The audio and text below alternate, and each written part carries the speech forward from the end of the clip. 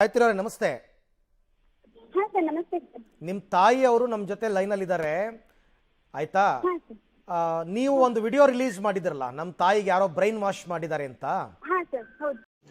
रुको जरा सबर करो बोला धक्का बुक्की नहीं करने का आराम से लेने का. हाँ ಆ ತರ ಏನು ಇಲ್ಲ, ನಮಗೆ ನಂಬಿಸಿ ಮೋಸ ಮಾಡಿರೋದು ಅಂತ ನಿಮ್ಮ ತಾಯಿಯವ್ರು ಮಾಡ್ತಿರೋ ಆರೋಪ. ಇಲ್ಲ ಸರ್, ಆ ಥರ ಆರೋಪ ಮಾಡ್ತಿರೋದು ಸುಳ್ಳು ಅಂತ ಹೇಳತ್ತೀನಿ ಸರ್. ಯಾಕಂದ್ರೆ ಮದ್ವೆ ಆದ್ಮೇಲೆ 3 ತಿಂಗಳು ನಮ್ಗೆ ಫುಲ್ ಸಪೋರ್ಟ್ ಮಾಡ್ಯಾರ ಸರ್. ಈ ಒಂದು ಅದ್ಭುತವಾದ ಕ್ಷಣಕ್ಕೆ ಭಾರತವೇ ಸಾಕ್ಷಿಯಾಗಿದೆ. ಈಗ ಒಮ್ಮಿಗೆ ಸಡನ್ ಆಗಿ 2 ಡೇಸ್ ಆದ್ರೂ ಸರ್ ಫುಲ್ ಅಪೋಸಿಟ್ ನಿಂತಾರ ಸರ್. ಸೊ ಅದಕ್ಕೆ ನಾ ಸ್ಟೇಟ್ಮೆಂಟ್ ಕೊಟ್ಟೆ. 3 ತಿಂಗಳು ನಿಮಗೆ ಸಪೋರ್ಟ್ ಮಾಡಿದ್ರಾ?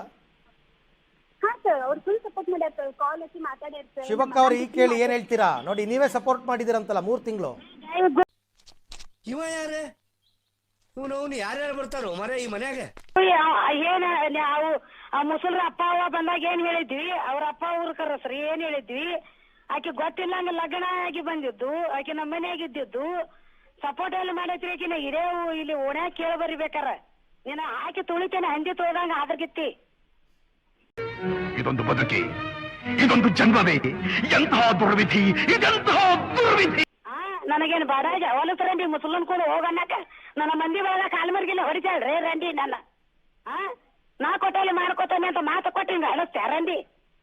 ಬಾ ನಾಳೆ ಅಲ್ಲಿ ಮಾಡ್ತಾನೆ ನಿನ್ನ ಮದ್ವಿ ಯಾವಂತಿ ಅವ್ನು ಕೂಡ ಮಾಡ್ತಾನೆ. ಬಾ ಅಲ್ಲಿ ಪೊಲೀಸ್ ಸ್ಟೇಷನ್ಯಾಗ.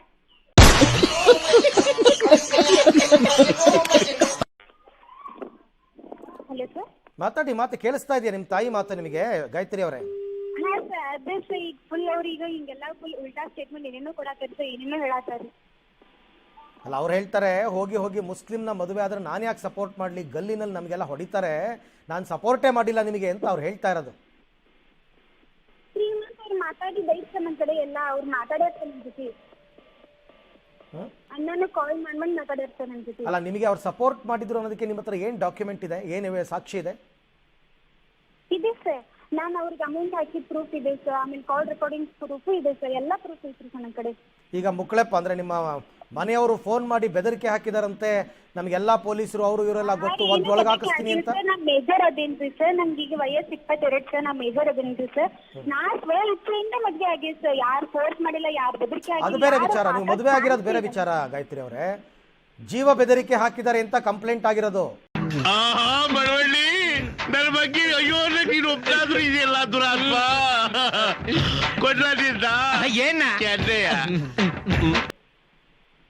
ಜೀವ ಬೆದರಿಕೆ ಅದಕ್ಕೆ ಹಾಕ್ತಾರೆ ಸರ್. ಅವ್ರು ಯಾರು ಹಾಕಿಲ್ಲ ಸರ್. ಸುಮ್ಮನೆ ಸುಳ್ಳು ಸ್ಟೇಟ್ಮೆಂಟ್ ಕೊಡಾತಾರಿ ಸರ್ ಅವರು. ಅದ್ರ ನಿಮ್ಮ ತಾಯಿ ಸುಳ್ಳು ಹೇಳ್ತಾ ಇದ್ದಾರಾ? ಹಾ ಸರ್, ಅದು ಗೊತ್ತಾಗ್ತದೆ ಸರ್. ಪ್ರೂಫ್ ಎಲ್ಲ ಅದು ನಾ ಅಪ್ಲೋಡ್ ಮಾಡ್ತೀನಿ ಸರ್ ಸೋಷಿಯಲ್ ಮೀಡಿಯಾದಾಗ.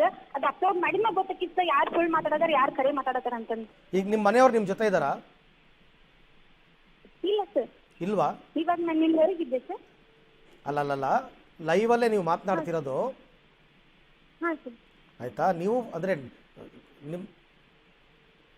ನಿಮ್ಮ ತಂದೆ ತಾಯಿ ಸುಳ್ಳು ಹೇಳ್ತಾ ಇದ್ದಾರೆ ಅಂತ ನೀವು ಹೇಳ್ತಿರೋದು ಇವಾಗ.